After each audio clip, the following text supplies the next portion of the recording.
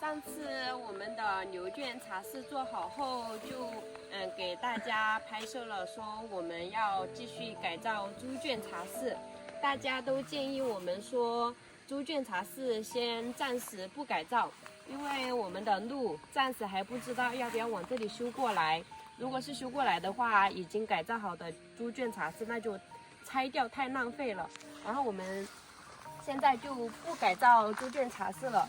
大家都说建议我们先把我们的小院先改造好，因为小院的话是我们每天活动最多的一个地方，所以就听取大家的建议，然后先把我们的小院给打造好。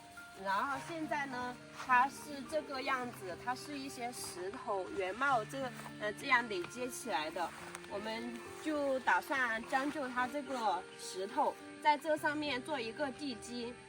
然后用钢筋水泥，用给它浇筑的方式，给它做一个地基起来了之后，上面封围墙，然后用那个空心砖。大家也可以给我们建议一下，看空心砖是给它全部封死呢，还是给它留一点空隙？然后在旁边我们也是种了一些花，这些花我们是要把它移开的。然后上面的这个砖以前是我们累积在这里临时做的一个围墙，现在我们要把这个围墙全部都拆除掉。其实现在最大的困难呢就是这个水缸，因为我们在里面种了稻谷，然后不知道外面的这个空隙够不够。李军呢他说如果是浇筑比较窄一点的话是完全足够的，这个水缸就不用给它移开。我们的围墙会一直做到这边来。然后现在呢，因为这棵李子树我们之前买的时候它就已经是在这里了，它长在这个石缝中间的，到时候我们浇筑那个围墙的地基，它就会往这里经过，然后这个树呢就不知道该怎么解决。难道是就浇筑到这里，然后这个缝隙就不管它，然后再继续往这里间隔了之后，那它有一定的缝隙。如果是全封闭的话，它的隐私性就会比较好。像在路边别人看的话是看不进去的。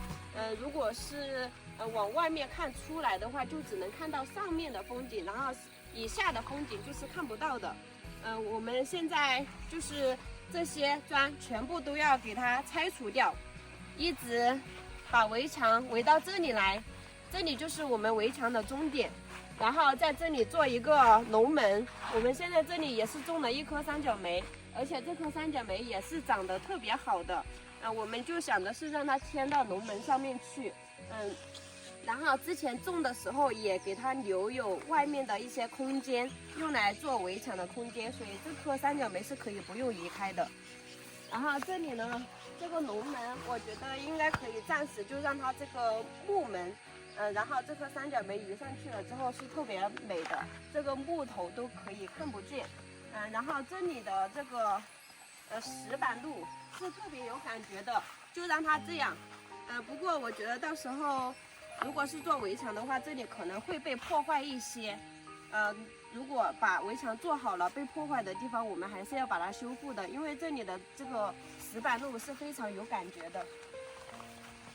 然后这里这个化粪池，我们之前把那个化粪池盖子做了之后，李军用这个钢筋都敲不起来，不知道是因为太重的原因，还是那个水泥直接把这个边缘给它粘住了，直接拿都拿不起来，太重了。后来李军就用那个给它全部打掉了，打碎了。到时候这些碎石呢，我们就用来放在小院里面当石头用。到时候会重新打一个盖板，这里是硬化的一些地面，然后这边不是还没有硬化吗？我们就打算铺设石头，然后打造成那种老房子原风原貌的样子。然后这边呢，我们也会铺设会更高，就是这里这一块硬化的地，我们也会给它覆盖。李军是想铲一些风花石来，然后全部把这里铺平。李军。你打算从什么地方开始呀？我想的是我们那里不是有一些材料嘛？对。我想的是先从这个地方开始，到这个基础沟去，我们先把那些材料用完了，再去看插多少再拉多少，因为现在不通路嘛。对，而且我们现在还得去买钢筋，因为地基它肯定是要用钢筋来支撑的，不然的话，它这个围墙太重了，它容易塌陷。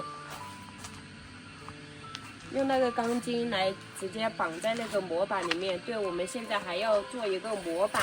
李俊，你会做模板吗？那个简单。就是要把做模板的所有木板给它找齐，找齐了之后，我们就开始浇筑水泥钢筋在里面，然后基础部分就是算比较完成了。我们这个院子呢，我想的是把边缘的这个围墙给它砌好以后，在院子里面，我们可以暂时不硬化。我想的是，我们去多挑一点那个蜂窝石的泥巴来。统一把这个地面给它铺一样平，铺一样平以后，到时候我们即使要硬化，也不会浪费很多材料，因为现在是坑坑洼洼的，我们走路也不好走。然后以后呢，硬化水泥地面啦，也不好硬化。我们统一把它铺一样平以后，我们就可以先去找一些石头，像我们铺小路那样，密密麻麻的给它铺出来。然后铺出来以后，那些石缝啊，我们就可以用那个草种撒在里面，做一个草坪的那种方式，让那些小石缝里面冒出小草来，像这样应该要美观一些。本来我们这个院子也不大，所以说我们按照用这个石头来铺的话，应该也要不了多少石头，我们可以每天去捡一点石头来慢慢的铺出来，就像我们铺那边那条小路一样。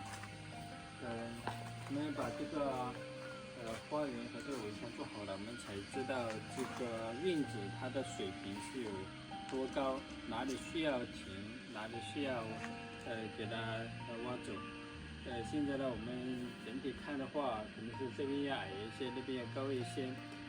高的地方呢，我们就把它降矮；矮的地方呢，我们就把它提高。像这样的话，这个整个地面它也是一个整体。现在这些全都是这些片。它也不会风化，所以说看起来就比较乱。只有把这里用一些细土来铺平以后，它才不会像现在这么乱。我们当初没有像这样弄的时候，其实我们的院子还是很平整的，就是因为我们挖这个化粪池，把那些泥巴全都倒在这里后，就变成了现在这副模样，所以说看起来比较乱。现在就是这里比较宽。